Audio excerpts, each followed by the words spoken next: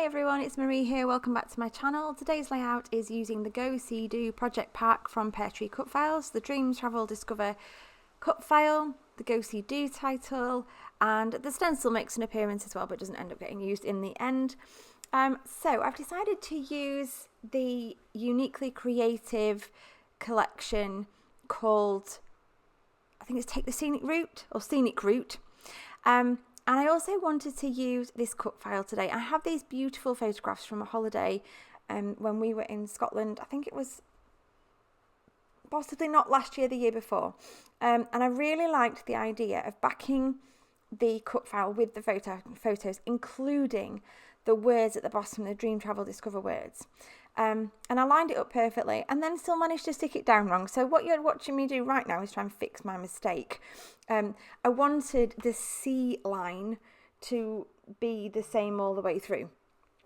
And it wasn't. It was when I planned it, and then it wasn't when I stuck it down. So I don't quite know what I did. So I'm just going to trim around the excess off those photographs there.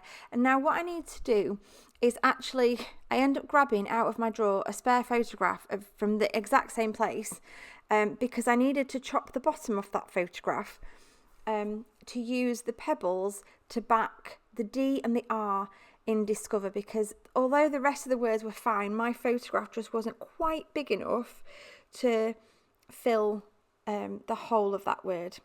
I do contemplate putting the middles of the letters in.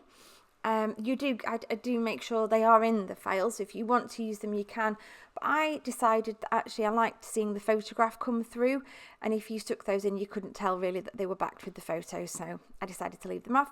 So what I'm doing right now is using some of my Distress Oxides. I've got a Speckled Egg and Salvage Patina. I, in the end, changed this colour. You'll watch me in a little while add an extra colour on top just to make it less blue, make it less bright blue. The paper it's going on is like a world map, and it just glowed a little bit too much for me. It wasn't quite, I liked the ink around the edges, it was the right thing to do. I'm really happy I did it. It just needed to be a slightly different colour.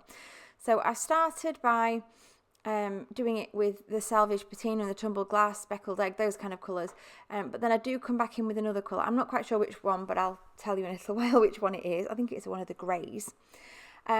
So I've popped that on and it's just looking a little bit bright. So although I know I want to put it on that paper, it doesn't look quite right at the moment, so I'm just playing around with some of the other papers in the collection and even pulled out some 49 Market. I've just got a plastic wallet in my scrappy cupboard that's just got lots of blue 49 Market papers in, just because I absolutely adore the blues that they create, and they're just perfect. Here we go with the grey, and I'm just adding that hint of grey over the blue, and it just takes the blue down a notch, and I think it works an awful lot better, and I'm much happier with it. I'm not sure what blue that is, what grey that is. I've hidden it away. I'm moving too fast. So anyway, yeah, it just takes away a little bit of that overly blue. And if you can see that now, it kind of blends back in with the background a whole lot better. I do contemplate putting this blue at the background, but then I end up deciding to just go with the colours I've started with, and picking out some darker blues with some of the ephemera. So I've pulled out the ephemera from the Uniquely Creative collection. Playing around with all different colours and trying to decide with what colour to focus on. Now I wasn't going to include that piece on there, but it just sits really nicely, the Go See Do, at the side of the cut file. Really liked it. And this is me contemplating, do I use, I think it was weathered wood that I used over the top of the Salvage Patina. Yes, there we go. I did contemplate using the stencil, but the background paper is already reasonably busy. It didn't need anything else, and I think if I had have added it in, it would have just made it way too busy and just too much going on and would have detracted from that background. So what I want to do now is create a couple of clusters. I'd like a cluster at the bottom left and one up at the top right. I'm always trying to do the triangle thing where you do your clusters so that your eye is drawn to the photograph in the middle of the 3 clusters. So you're meant to draw like a little triangle with your clusters, and then it draws your writing. I have cut bits out here for you because I do go off camera slightly as I sit back in my chair while I'm fussy cutting. And I hadn't realised at the time that I was completely off camera doing that. So there are little bits cut out, but it is just me fussy cutting because some of the ephemera that comes with the Uniquely Creative collection is you have to cut it yourself. So I've now decided to pull out from my stash some of my 49er Market goodies. I've got the Wherever collection and the is it Anywhere? I think it was called Anywhere collection. I've got all the bits I've got left from those two kind of lumped together all in one plastic wallet.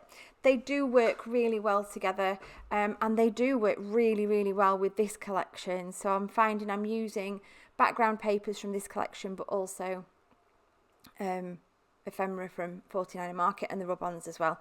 So I just felt it needed a little bit more depth and a little bit more interest around these clusters. So I've decided to pull out some of the rub-ons. And I like these little word ones, the one that says "Let's Get Lost" and "Our Favourite Place." It was just such the nicest place up in Scotland where we camped. So I decided that "Let's Get Lost," and I popped here on the bottom of that as well. And I'm liking the way the clusters are going. I have taken the big element out from the top right where it just didn't feel right to me. It was the wrong sort of shades of colours. And I wanted to just do something different. Now I'm pulling out a couple of the flare from the project pack, and I've also grabbed a couple of the things from my stash here. So I've got, I do contemplate that large geotag. That's not from the project pack, but that doesn't make it onto the page. I have just grabbed a couple of the small geotags from the geotag confetti that are available separately as well, just to add something else onto the page. I just needed those extra little bits of interest.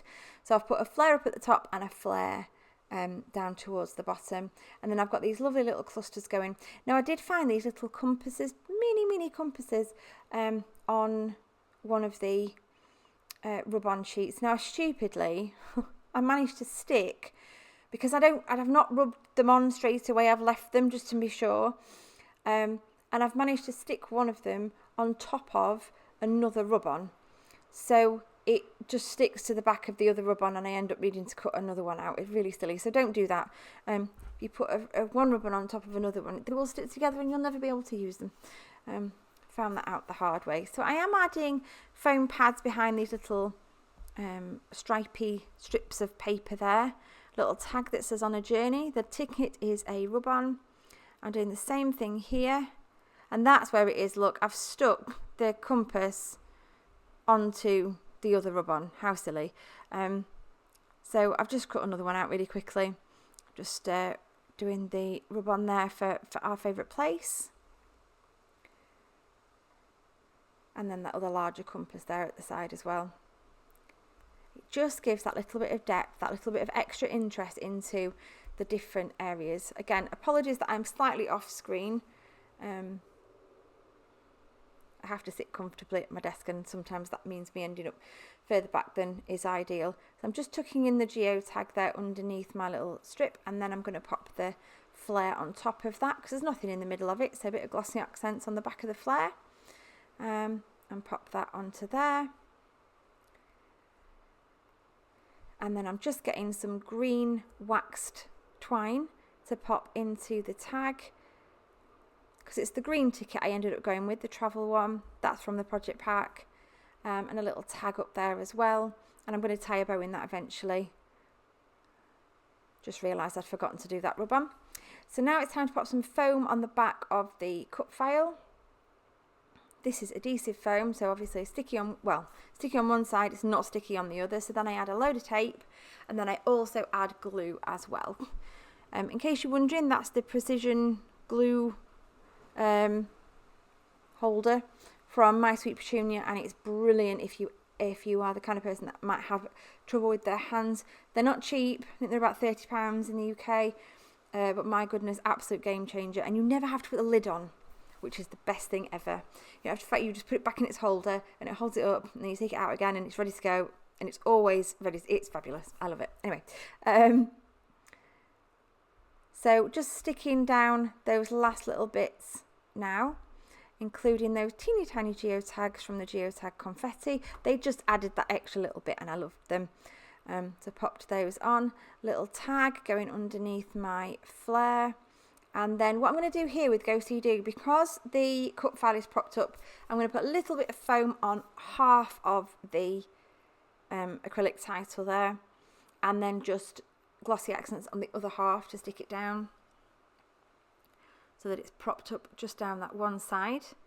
And then I'm going to stick adhesive foam pads in where the little globe from Go is going to go, so that that is propped up as well and doesn't end up wonky inside. There's my little bow. And that is about it for my layout. I'm just going to do a quick shake test in a minute to make sure I've stuck everything down. But that is it. It's done. Super simple. Back in your cut file with your photos and making a real focus for those on the page. Thanks ever so much for watching. Check out down below for links to our other project packs.